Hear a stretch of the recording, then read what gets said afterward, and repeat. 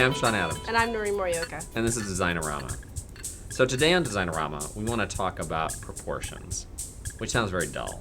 Noreen, can you explain why we think proportions are important? You want me to do it? Well, Noreen, I think it's easy to... No, you. No, me. No, you. So, Noreen, can you explain why proportions are important? Well, a lot of people think that creative people put things together haphazardly.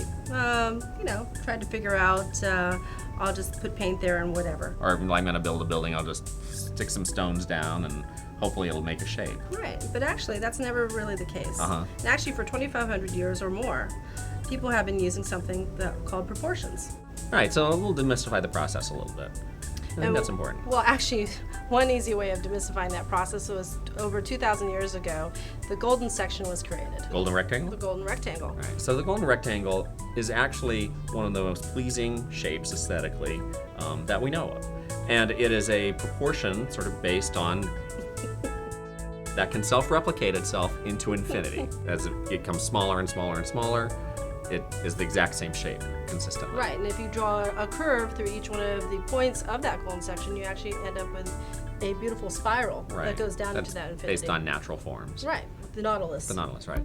And then if you move on, you could actually say the Parthenon would be a great example of that in architecture, in ancient Greek architecture. That's why it's so beautiful and why today we look at it and say that is a beautiful structure. There's just something about it that feels right, and it's that proportion that makes it feel right. And then moving on along, if you go to the Renaissance, you have someone like Leonardo da Vinci. He wanted to take the golden rectangle and see how it replicated itself with human form, which would make someone sort of a cube, wouldn't it? No, it would not. Oh, it would make them a very elongated, beautiful shape. And then he took those proportions and put it toward the Mona Lisa. So I don't know, how is the Mona Lisa divided into the golden rectangle? What, are you stupid? Yes.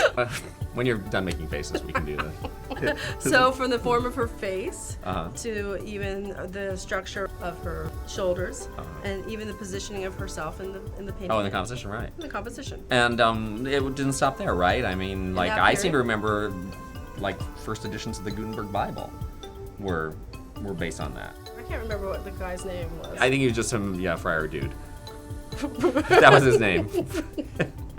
But the first Gutenberg Bible, right? The one of the first editions was based on the golden rectangle, and that would then move us along to things like Notre Dame, which is a great example of the golden rectangle being used over and over again, repeatedly, to make an incredible form. And what about today? What kind of modern examples do we still use it, or did it just die along in the Renaissance? You know the answer to that. I do. Well, I can think of Le Corbusier and his work with it, and some of his buildings utilizing those forms and playing them out even further, and then that translating to something like the UN building, and it being a series of golden rectangles. Right. So coming full circle, the idea of the creative process being one that's haphazard is not really true. It actually is incredibly planned. It has a great structure underneath it. Right? That usually is wrapped up with some type of emotional value that could be irrational or logical at the same time. And that's what gives it the harmony, Right. as opposed to just being this discordant kind of mess. That you usually make. And then you have to clean it up. Right, and I always do. That's why we're a partnership. Right, because you're so emotional. No, you're so irrational, and I am logical. Okay.